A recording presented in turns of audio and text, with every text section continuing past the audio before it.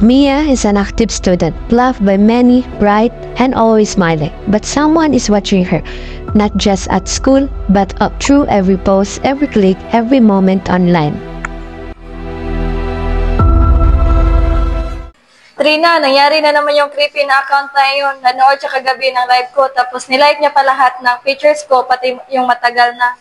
Ha? Blinak mo na yun, di ba? Oo, pero paulit-ulit lang siya. Parang obsessed. Na hindi alam ni Mia, ang tao na nanilip sa kanya online ay isang taong halos katabi lang niya araw-araw. Live ulit si Mia kagabi. Siyempre, pinanood ko. Umiti siya ng 130 para sa akin yun. Di pa niya alam kung gaano siya kaalaga sa akin. Uy, kapag na-block ako, gagawa lang ako ulit ng bagong account. Nice.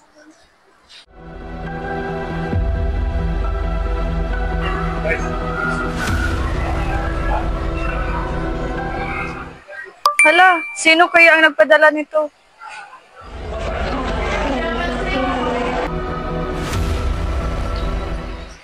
Mia, ayos ka lang ba? Pinadalhan na naman niya ako ng litrato kahapon pagpapasok ko sa paaralan.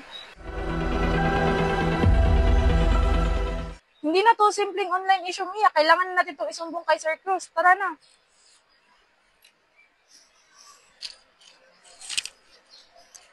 Good morning, sir. Good morning. Ano po yung saan? Sir, feel ko kasi may na-stalk sa akin online. Lagi po siyang nakanood sa story at live ko at alam niya kung saan ako pupunta kahit wala akong post at kaninang umaga napadala siya sa akin ng picture.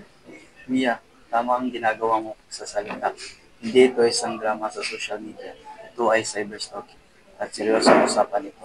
Kailangan natin igulat sa IT ng paralan para sisimulan ng investigasyon.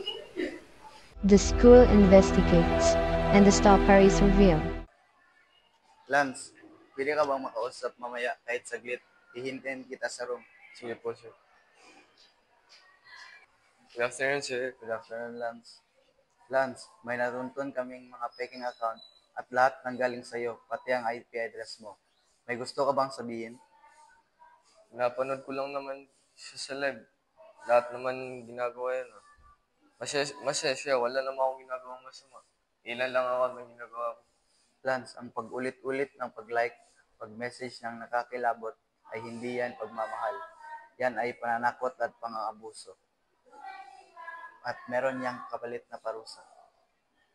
Cyberstalking isn't love, it's fear, it's obsession, it's control. If someone makes you feel watched, trapped, or unsafe online, speak up. Your safety matters.